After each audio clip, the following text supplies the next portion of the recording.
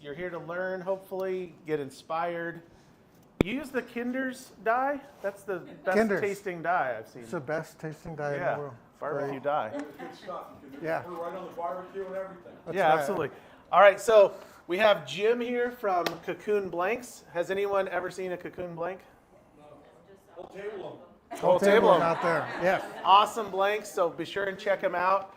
Both Jim and Kate have stuff available for sale you can buy from them that is not normally here, so take advantage. Zach has some stuff as well. So we're happy to have Jim here. Jim, thanks for coming all the way Thanks over. for having me out. Appreciate it. Woohoo! And for those of you watching online, if you have any questions, put them in the chat and we'll ask Jim and he'll answer them because he knows everything he told me about resin casting. So should be no problem. Yeah. Glendale, Arizona. Peoria. Yeah. Hey, we got 2 chairs sitting empty, so if anybody wants to come sit down, there's 3 chairs. 4. No sense standing around. Anybody? All right, thanks everybody for, you guys can do whatever you want now. All right, Jim, was that a good enough introduction? Perfect, thank you so much. Jim's been resin casting for nearly 20 years. He's an expert in his field, travels all around the world doing demonstrations, or the country at least, all around the country. Yeah. What'd I miss, anything? No, that's it. All right, take it away, Jim. Take it away, Jim.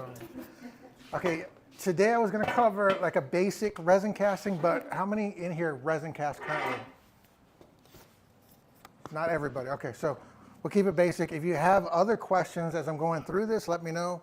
But I do want to go over some of the more important basics to avoid some common pitfalls when you first start.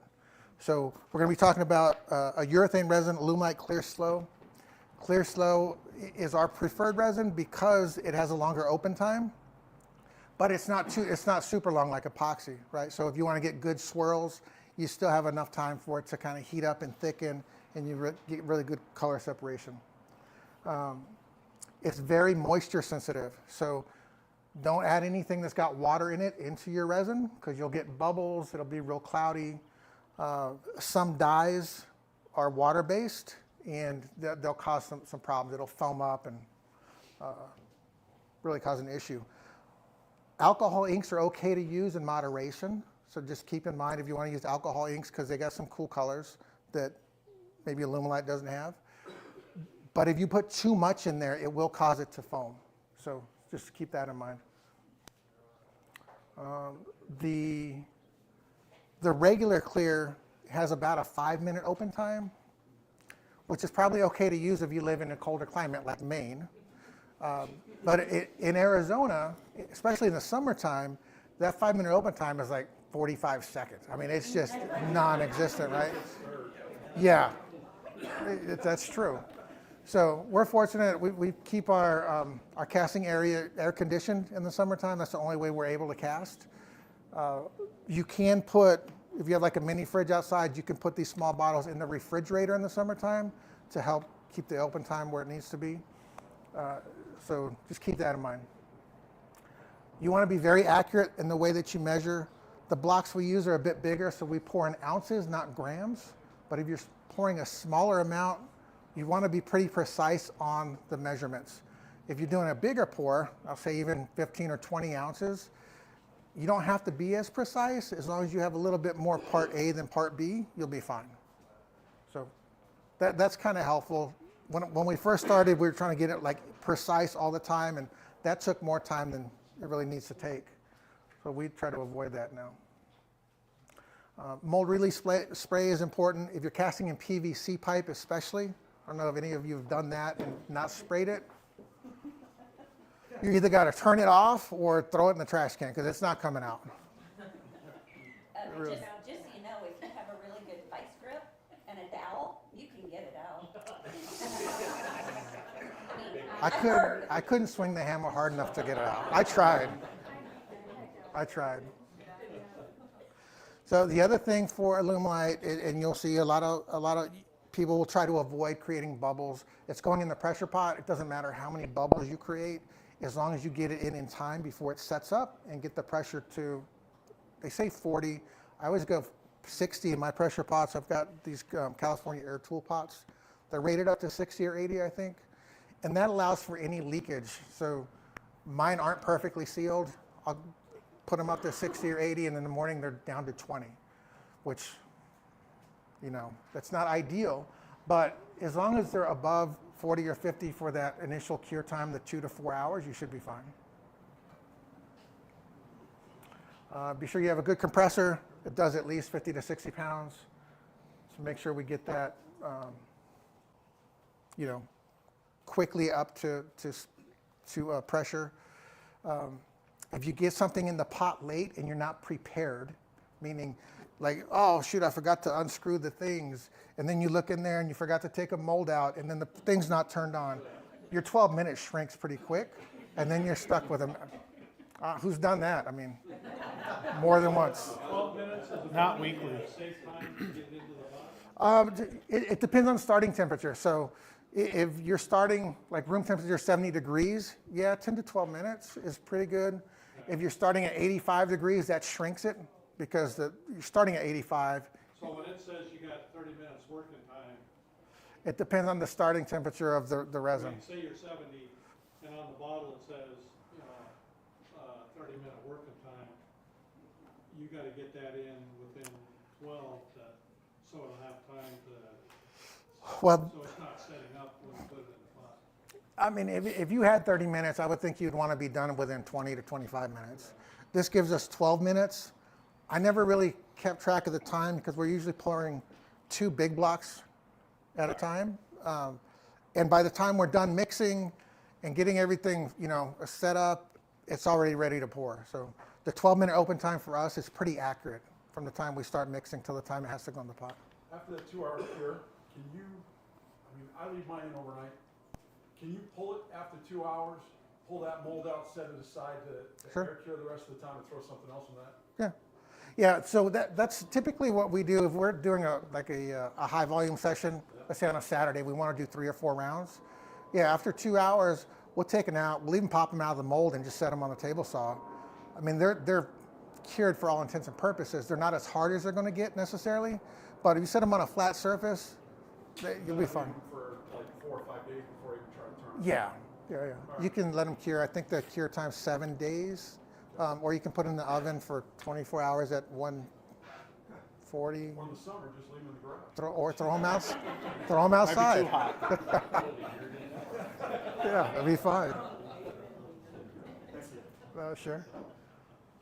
Molds are, again, we could talk about molds a little bit. I prefer to use HDPE molds. We do a lot of these types of molds. We do some vertical molds, so we use PVC, and they're great. You don't get the same type of effects casting vertically. Some people might be able to. I haven't been able to get the same effects casting vertically as we do when we cast in these block molds. Everything just kind of runs down. Well, I mean, so this opening, let's say, is 5 inches, right? So I've got a lot of room to move resin to create patterns. And like a 3/4 inch diameter, it's hard to swirl it without it muddling. So that's I do a lot of casting where I take, say, olive wood and do maybe 8 to 3/16 gap all the way around, and then I just kind of mix and pour. Yeah. And so you're just kind of luck of the draw. But they always come out nice, but Sure. if you're looking for a special effect, you're not going to get it. Right. So that's the key. As long as it comes out nice, even if it doesn't come out like you expected it to, you're still in pretty good shape. The most important thing, going back to setup, is before you pour any resin into any mixing cup, be sure you're set up and ready to go because of that short open time. So you want to have your cups out, your stir sticks ready if you're using stir sticks. You want to know which colors you're set up with. I usually put the mica powders in the cups before I mix anything, so it goes pretty quick that way. I know that I've seen some folks, they'll put like part A in a cup and then put mica and then they'll put part B on top of it. To me, that just takes forever. I might have a little ADD, so it's hard for me to just go that slow. So I just want to get it processed and get ready to go into the pot. So have your workstation ready, have what you need out, have your micas ready, your dyes ready, and that'll really help smooth out the process. Pouring pressure. Okay, so the demold time again, on the clear slow, they say 4 hours. Again, we're in Arizona, we've got special circumstances, so usually after 2 hours, it's okay to take out of the pot and demold it. If you're in a colder environment, I would wait at least a full 4 hours, maybe 6 or 8 hours, or even overnight if you're not in a hurry. Okay, some of the common pitfalls is not mixing good enough. Be sure you really mix it. So we use these paddle mixers with a cordless drill, something like this. And again, normally on the initial mix, I'll mix for about 30 seconds. I mix them in these types of paint buckets. And then once I pour them into the cup, typically I'll mix those for anywhere from 5 to 10 seconds each, to really, depending on the type of dye or mica we've got in there. So dye's pretty quick, 5 seconds is enough. Some of the micas, and especially some of the powders that aren't micas, like the neon powders, they're kind of clay-like. They take a little bit longer. You really want to get the clumps out, or else you kind of have chunky pieces in your blanks, which nobody wants chunky pieces in your blanks. So if you don't mix good enough, your cast may not be clear, it may be cloudy, it could turn white. There's a whole host of things that could happen that nobody wants in their blanks. So we'll try to avoid that. And then the only other piece of advice I would say if you're getting started is just plan to get a good amount of resin and then practice, because that's really what it takes. Get as creative as you can. Think about what you want to put into your resin. If you want to do glitters, you can do glitters. A tip on glitters though is make sure you use super fine glitter, because it's lighter and it will suspend. If you get the chunky glitter, which we try to do, it just sinks to the bottom, and then your whole effect doesn't really look the way you want it to. I have a question on that inclusions, because I do diamond painting pens. Yes, And so I do love a it. lot of glitter, I do a lot of other stuff. I want to do some other inclusions, but they either raise to the top or sink. Would temperature, when I add those inclusions, make any difference? Like if I wait until almost putting in the pot, would it help suspend them? It could. Jim, It could. Will you kind of repeat the question? Oh, I'm sorry. Yes. Just for the people. The question is for adding certain inclusions, meaning like a glitter or some of the different kind of flakes you could put in there. Confettis, right? Would the temperature help keep them suspended and prevent them from floating or sinking? I would say it could, but it's like playing a game. Like trial and error, and then if you wait too long to make sure it's suspended, do you get it in the pot in enough time to get the bubbles out of it? I would say to try it as an example, just see how fast it sinks. So mix up a small practice batch and just pour it into like a cup even, and see how long it suspends before it sinks. And if you can get all the way till it, almost cures, then you're probably in good shape. The other thing is if you cast in a vertical mold like a PVC, cast longer than you need, right? So if you want a 6-inch blank, maybe cast 9 or 12 inches. And hopefully, as it's sinking, it cures enough before it hits to the bottom. Yeah. And then let us know how that works out. I haven't done it. Hey Jim, question online. How big of a cast do you make ever? Because somebody's asking about a 4x4x12. Do you ever do something like that? The most I've ever done in a single cast for a big block was a 3x3x12. And I'll tell you that it worked for me, but I'll also say that it's like a thermo reaction, and it could crack if you pour too deep. So 4x4x12 might be pushing the limit a little bit. That's a big But block. Do you have a special pot for that? Yeah, we've got most of our pots are the 5-gallon California Air Tools. We do have, how big is, where's Leon at? I think you got a 10-gallon Binks, don't you? The tall Yeah, one. we've got a 10 or a 20, I don't 10 know. or 20, yeah. Yeah, we have a really big one that is it 20? That we lay vertically so that we can slide in bigger molds. So, yeah, special pot helps if you want to do bigger stuff, for sure. Bigger stuff's a whole nother animal.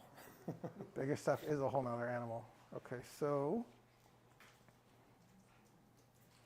Awesome. That's what I wanted to cover as far as the basics go.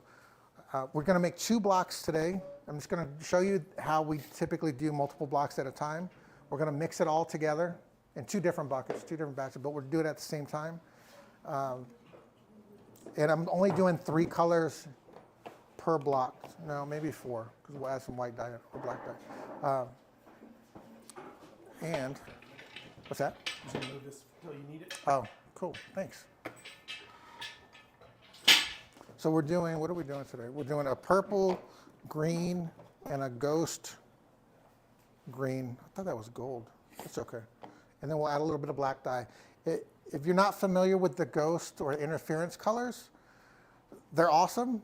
If you just use them on their own, they look kind of whitish with a colored tint to it, like a green tint to it in this case. If you add a little bit of black, it really causes it to pop and reflect a lot better, I think. So we'll do that. And then I was also going to use the saffron orange mica.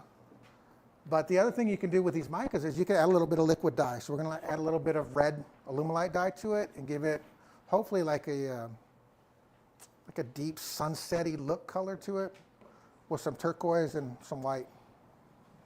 So we'll do that. Okay, so first things first. Anybody wants to sit? There's a few chairs up here. I'm going to do everything I just talked about. Hopefully I don't miss a step. So I want to prepare my cups first. I got a question. Yes, sir. Can you use the wax cups? What's a wax Or cup? like a drinking cup? Paper wax line. Mixing with the wax cup? Sure. Is that, Yeah, you know what I wouldn't use are like the red Solo cups or the plastic cups. Sometimes the resin will get so hot it'll cause it to like crumble or melt. Most of the time I would say that whatever cups you're using, you're mixing fast enough and pouring fast enough that it shouldn't have much effect. well, you mentioned the red Costco cups? The red Solo cups. Oh, okay. Because I tried using those Costco cups and they're segmented all the way around it, and it's Oh. hard to get them stirred. Yeah, these are, here, if you want to check out these cups, I'll pass one of those around. I ordered these from a place called webstrants.com, and they sell them by the 1,000. So we usually get 2,000 cups at a time, and it's $100 or something. Paper coffee cups. Yeah, paper coffee cups. And could you put that, if you had some leftover resin, could you just set that cup in there? Yeah, In the pressure pot? sure. Yeah. Absolutely can do that. To avoid making a mess also, I would recommend, if you're going to use a paddle mixer like this, have a dump bucket or a junk bucket. So when you're done mixing, you just kind of and let it drip. Otherwise, it's going to drip everywhere. I would encourage you to have glasses when you're mixing. I can tell you I've got splashed before. I was wearing glasses, so that was pretty good. I got lucky. Some people have an allergic reaction to it, so you might get a rash or whatever. So those are things you have to consider. I personally don't wear gloves when I mix. Some people do. You may want to. The reason I don't wear gloves is because I'm touching a lot of different things. And if I get something on my hand, I'd like to know it and wipe it off instead of contaminating my pressure pot. So later when I go to take it out, it's all slimy or whatever. But just do what you're most comfortable with. Have some kind of protection or something to clean up with. So paper towels are always handy to have close by. Denatured alcohol does great for taking a wet resin off of your hands or your molds or whatever. Yeah, try not to get any resin on my scale. I'll try not to. Can everybody see? I don't want it, I Chad's don't want it scale? dirty when you're done. Calibration. Calibrate daily. That's how it came. I didn't do it. Special resin store purchase.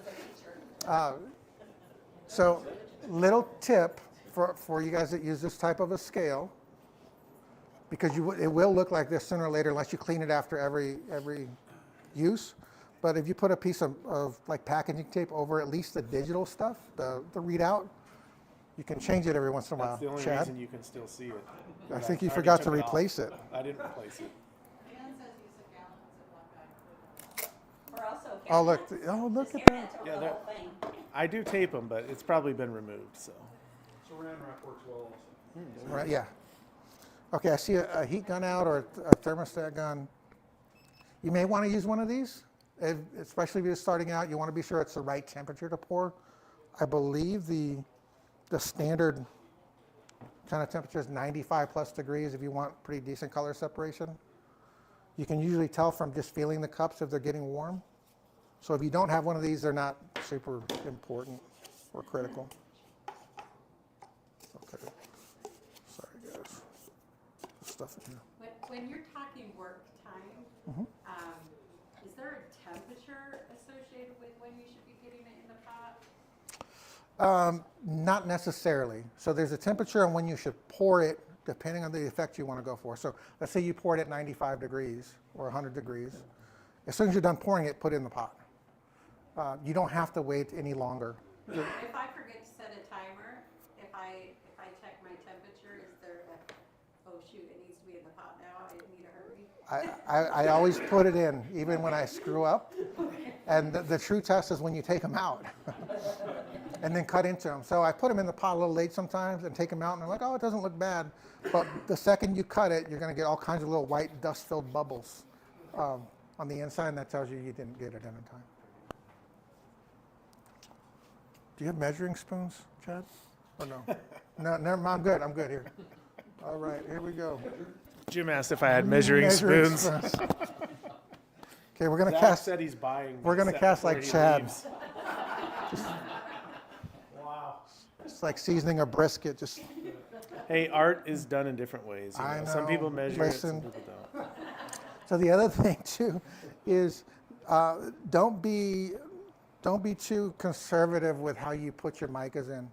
If you want your blanks to be opaque, especially, so the Illuminite dyes are all transparent. I mean, there's a couple that may not be.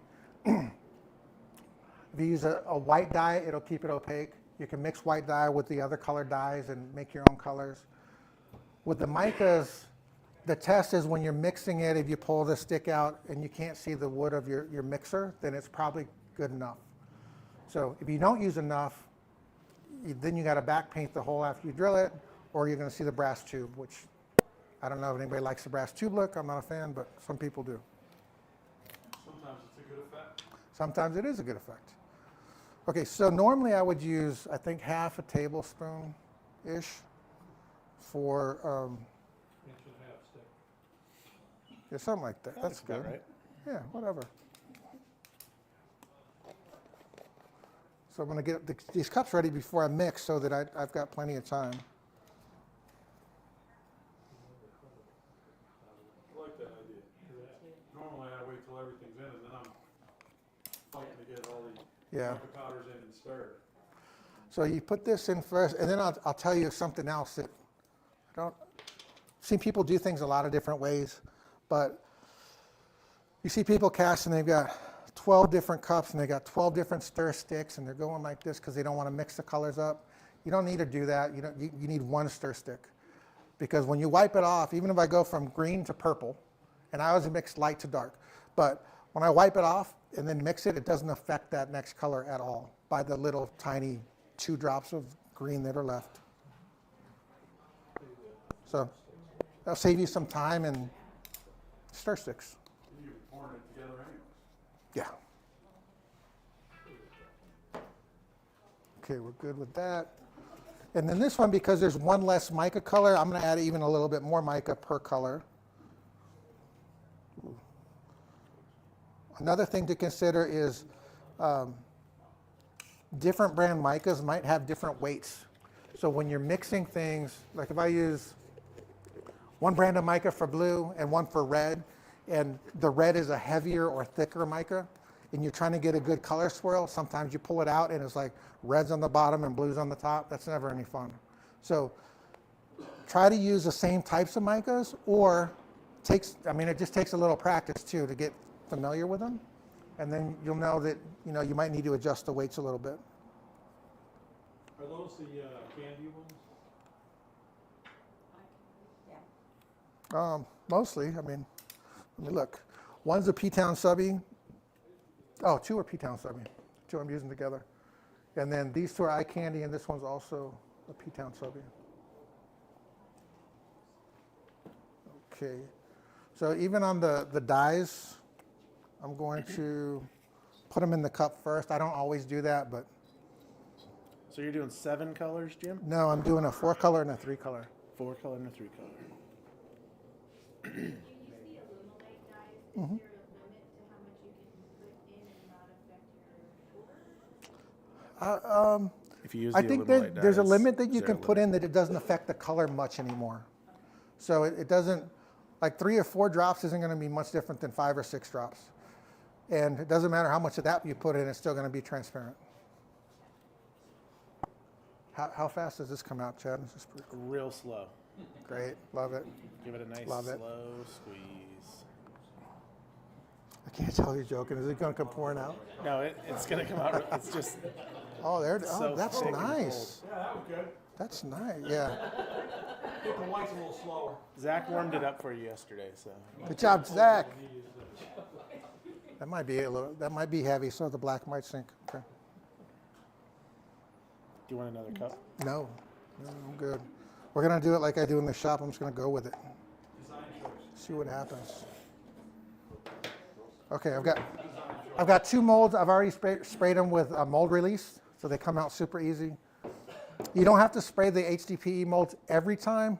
I like to because I love it when I just drop it and it falls right out. That's great. Otherwise, you could. Conservative or liberal with your spray? I'm liberal with almost. Yeah, I use a lot of spray. When I segment, I use a lot of glue. That's not true. I don't use a lot of glue. I use a lot of accelerator, which I just want to get it cured as fast as I can. So, okay, are we good? Okay, once I start mixing or pouring, I'm probably not going to talk much because I get easily distracted and I'll forget what I'm doing. I'll cover you. Thanks, buddy. I got a mic too. What's in here? Okay, these. What the heck's in here? I These cannot buckets be are blamed great. for that one. Home Depot, yeah, fantastic. So use them, let them cure. I don't usually clean them every time. I usually every 3 or 4 times. So it gets enough of a buildup that you just crack it and push on the bottom and slide it out. What's that? Made by my wife's company. Oh, nice. Well, thank your wife for us. She did a great job. These are. Still have to pay for it. How do you think she got so rich? Yeah. Okay, same thing goes for paddle mixers. We 3D print these and put them on a little dowel. You know, we probably get, I don't know, 30, 40, 50 uses out of them before we have to throw them out. So just mix with it. When you're done, you'll see I'll just spin it to get as much off as I can and then let it sit. Can you use the ones with the little paddles on them? Yeah. Those, I need a SPL for that. Oh, dear. We'll get it for you. All right. Okay, let's go. Oh, I didn't measure. How much resin do we use for these molds?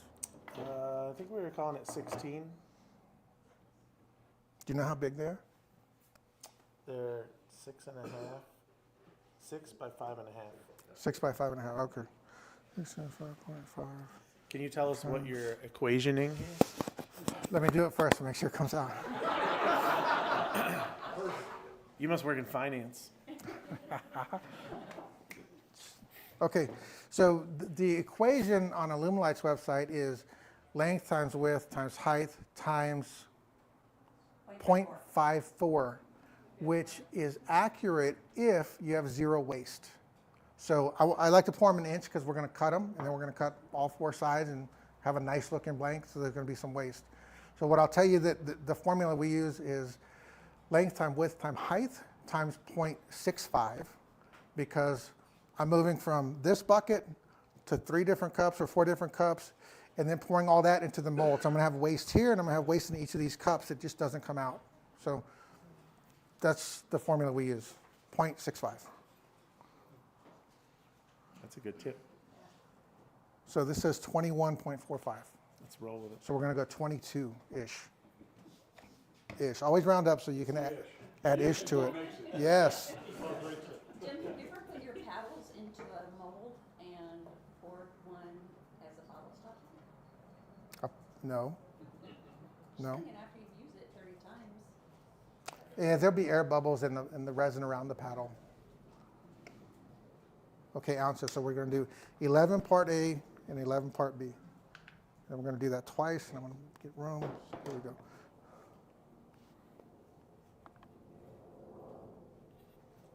So that's 11.22. So is that ounces? Yes, I'm doing ounces because it's a bigger mold. How many grams is it? No idea. There's calculators for that. Let me Google that for you. No idea, yeah. Okay, so now it's 11.22, so we have to go to 22.44 at least, or a little bit over. So we're going to go, And that formula would apply to ounces. 22.54. Yeah, so Jim, would that's that good. formula you did apply to ounces or grams, or is that for ounces specifically? Oh, I don't know. That's a good question. What is it? I would think it'd be either, because it'd be incrementally the same, right? I think so. I don't know how they do it on a Lumelite site, though. 11 ounces is about Oh, 312. I don't want to do that. You gotta talk in a nice. I know, nice. What am I doing? We're casting blanks. Okay, 11 ounces. We usually do 600 grams for Oh, shoot. 11.46 on that one, so we need to go to at least 23.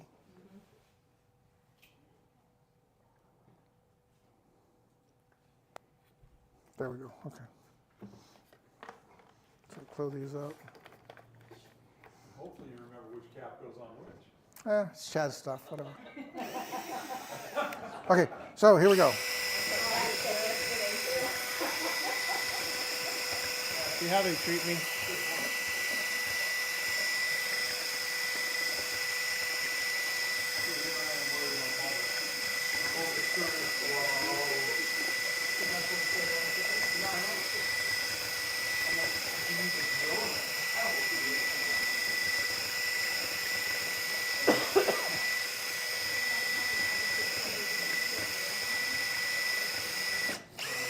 Okay, so you can see we put a ton of bubbles in there. It wasn't intentional, but the resin level is not super high, so it's just going to pull some down into it. So that was about 30 seconds, I guess.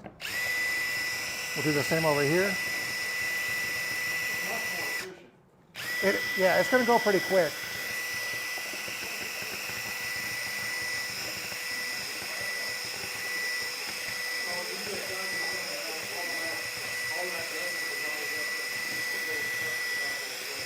What's that? Base color. I can't hear a word. What's that? You're gonna divide all that resin into those. Yes, yeah. You're not gonna have a base coat that goes in a clear. Not in this style of casting, but yeah, you certainly can do that. Yeah. Are you dividing it evenly or in a different fashion? It really depends on what you want to do. I would typically add certain colors evenly, and then like an accent color might be a little bit less, depending on the accent color. So I typically don't use a lot of black because it washes out the other colors. And I typically don't use a lot of white because it'll do the same thing, or make things too light or too muddly sometimes. So it's usually just a little bit.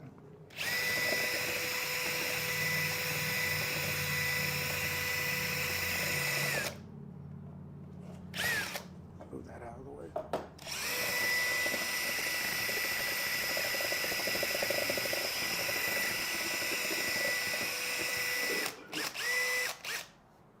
Okay, so we'll set that right there. Try not to drip all over Chad's pristine table.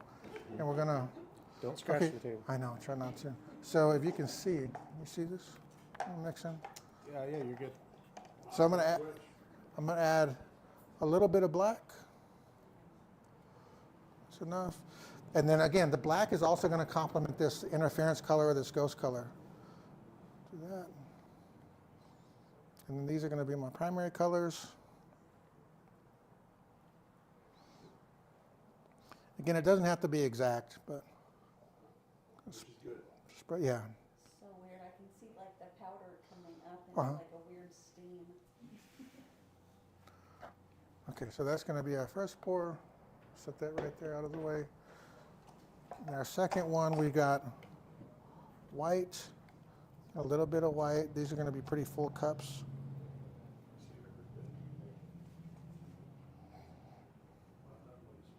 I'm telling you, I love that. That was worth the price of admission today. You get what you pay for here. As usual. Can I put these so they're kind of out of the way? You can just set them on the ground under the table. So I want them to drip.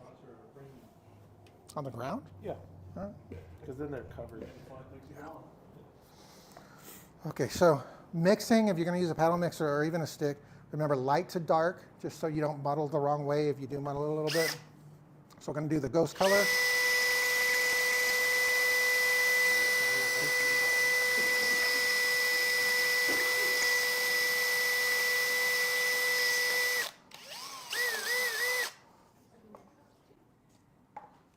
We'll do the... What's that? I need that STL file. I gotta put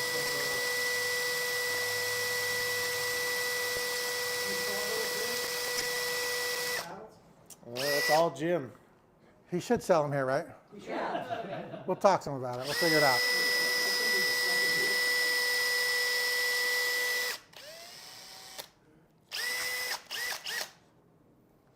Okay, so on the orange, I wanted to add a little bit of red. Just like that. Kind of see how this color comes out.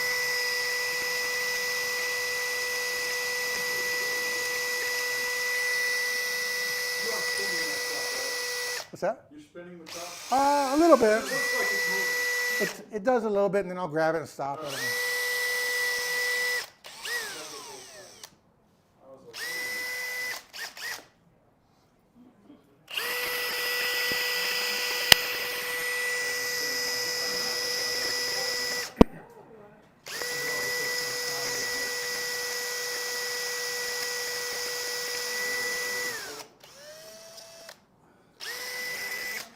I'm just glad Zach's not watching because his head would explode if he saw you mix the paddle in 2 different colors.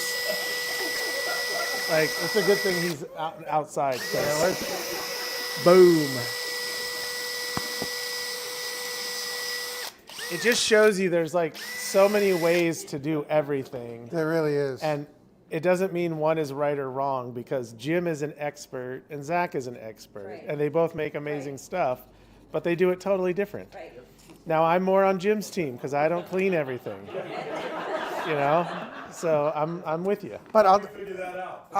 I'll tell you too that if you look at the colors, like green went first and then this orange, it didn't affect this orange at all. There's zero impact on it. The one thing I won't do is mix all these colors and then put it into flat white. I would never do that. Because that will tint it a little bit. Just a tad. Just a tad, yeah. And then I do usually use a stick for stirring the smaller amounts just so it doesn't splash everywhere.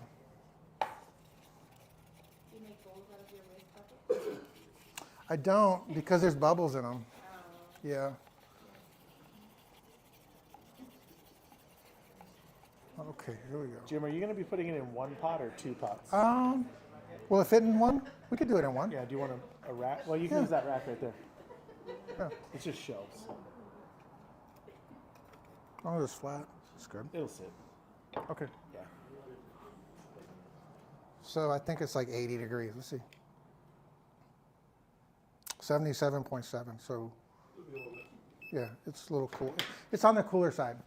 So right now, because it's been a little warmer at the house in the garage, it has been setting up a little bit faster than normal.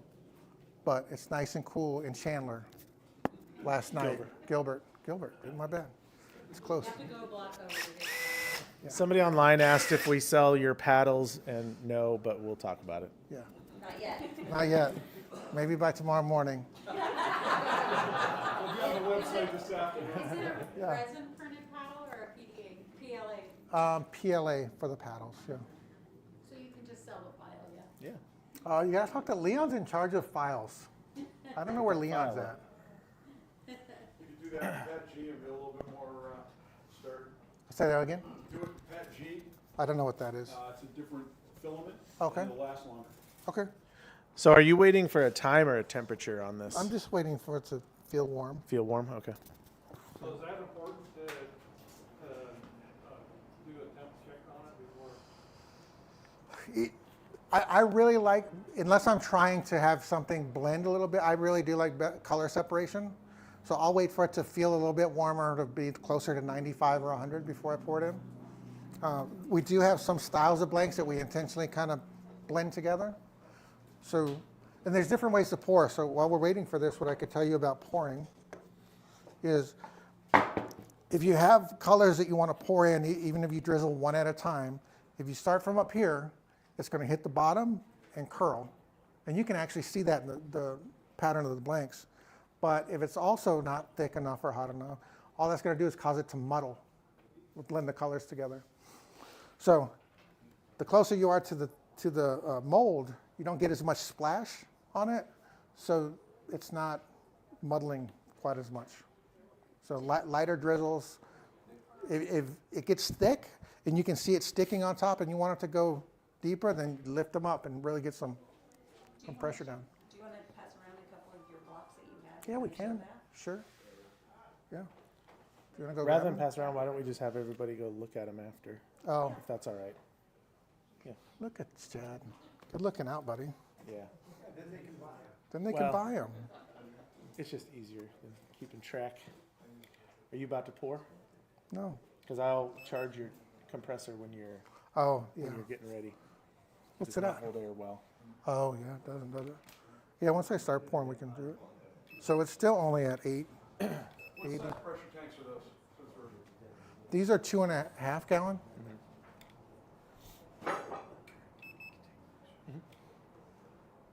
Yeah, these are 85 now, so we'll give it another minute or two.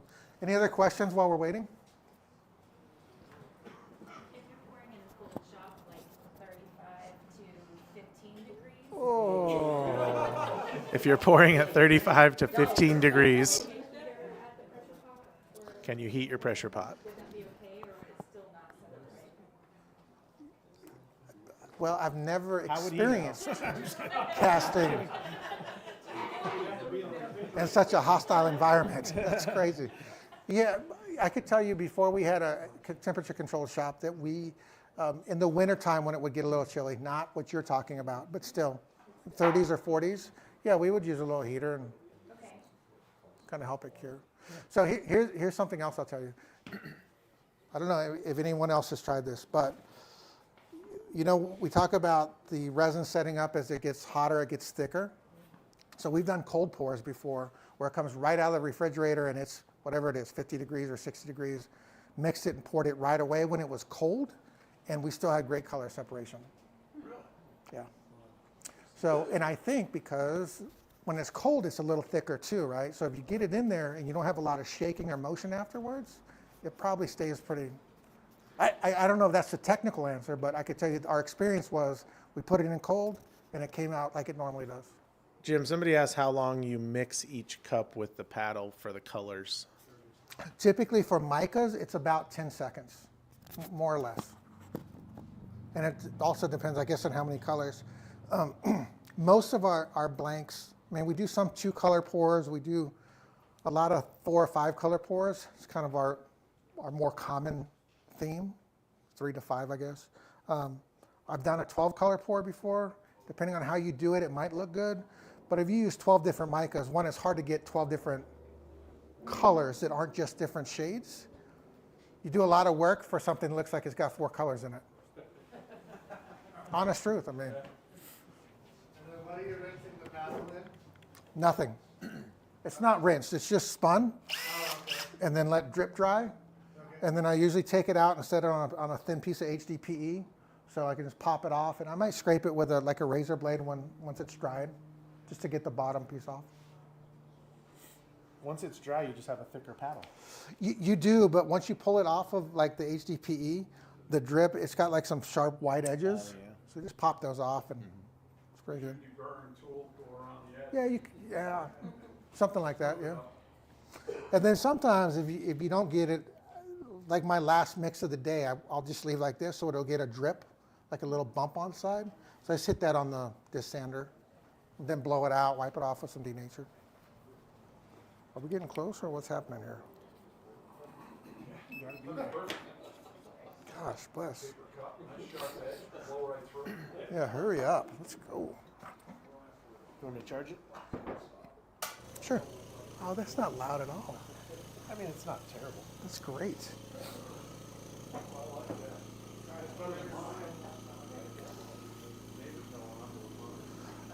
You were asking about a base layer. Something that I would also share is if you're going to put a base layer in and then pour other colors on top of it, get the base layer in and let it sit for a minute. Because when you pour it in, at least in in our shop, if the molds are even a little bit cold, once you pour it in, the resin starts rolling. So if you're pouring other colors in along the sides, it'll roll them to the middle. So if you let it sit for a minute till it settles and then pour them in, you'll get better.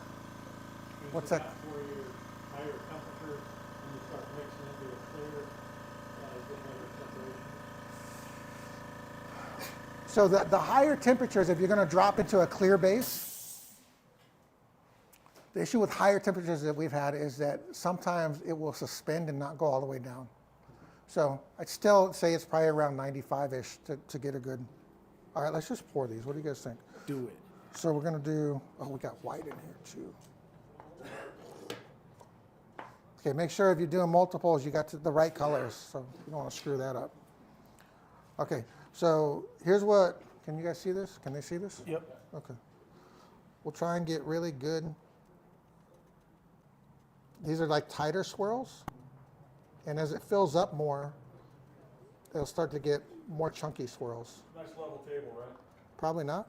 No, it is. Is it? Yeah, it is, for sure.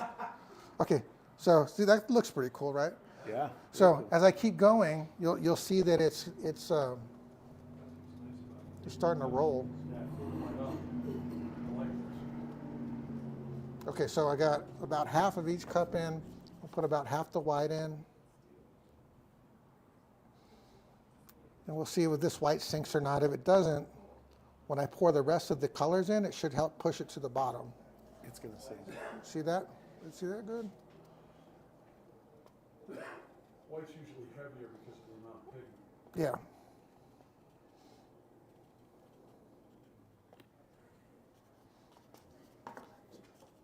So that red orange looks kind of copperish. It's kind of cool. So we'll add a little bit more white.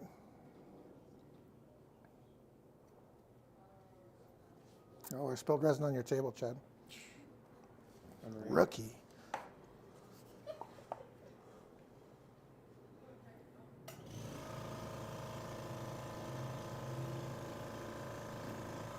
Here we go. So the first one is down.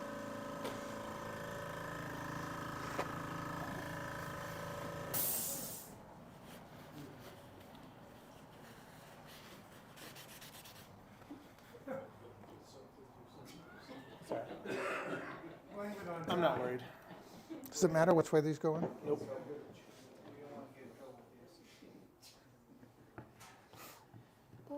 All right, so that's ready to go. Whoa! Backwards. Okay, here goes our next one. So I wanted to show you the effects of the ghost color, the interference color. Can you see that, how it just looks white?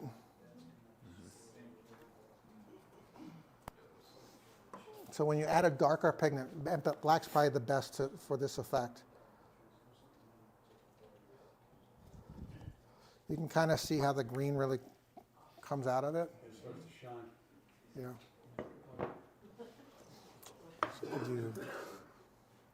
And this style is going to be a little bit chunkier. It's not going to be as tight of a swirl. When you were pouring those 2 cups together, are you like mixing the colors as they come out? No, I try not to. Just real tight? Just real tight, just kind of next to each other. So when I'm using the interference, I'll almost always use the black right over the top to get that pop and make sure I get through some of the pattern.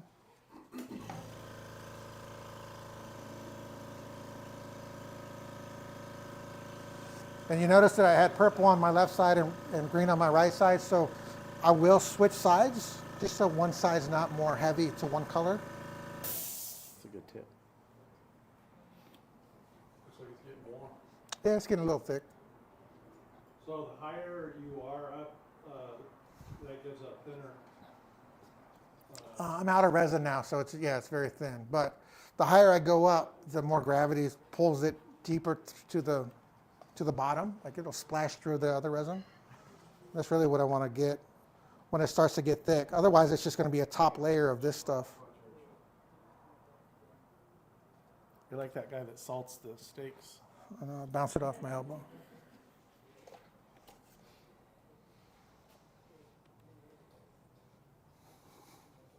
And if everybody's going to be here in a couple hours, we can demold them and maybe even get them cut up.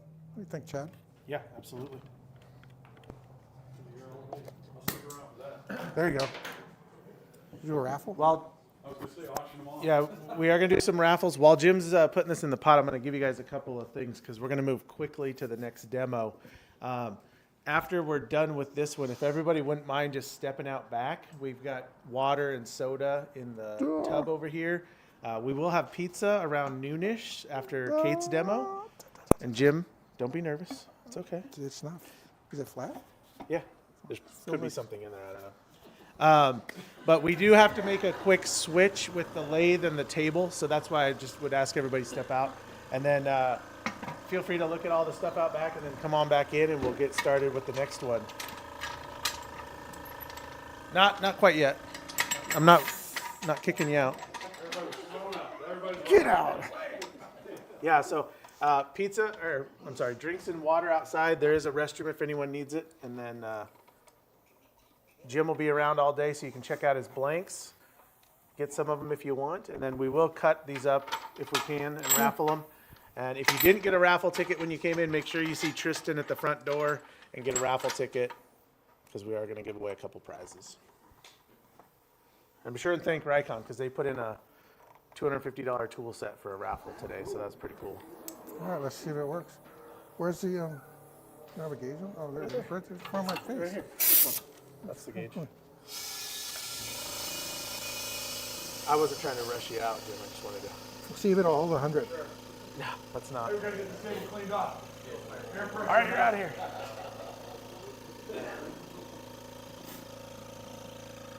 Stops at 40. Zach might have set it to 40. I don't know. No, this thing's just small. I'll go to 60. And if you're watching online, we are doing another demo here just shortly, so stick around. We will be a couple minutes behind. Question? Did you came in late. Oh, It takes away all the air, compresses the air down, the bubbles. the bubbles. Yeah. So we put a lot of bubbles with the mixing, and it just crushes them.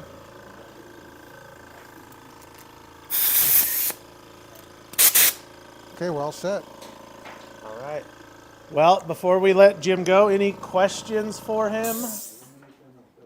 In-house or online? Any questions?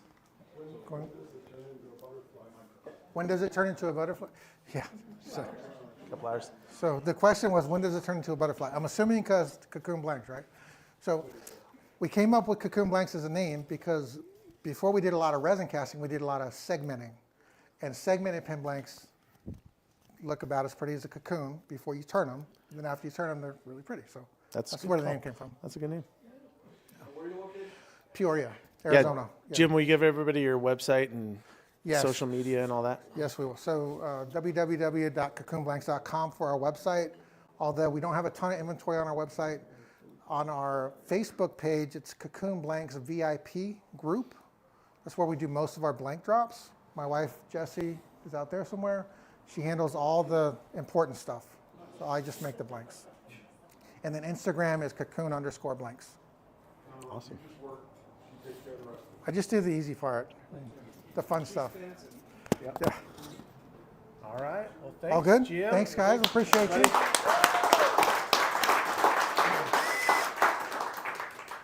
Excellent. Anything you want to leave till it cures, we can just set it Yeah. here so it's out of the way.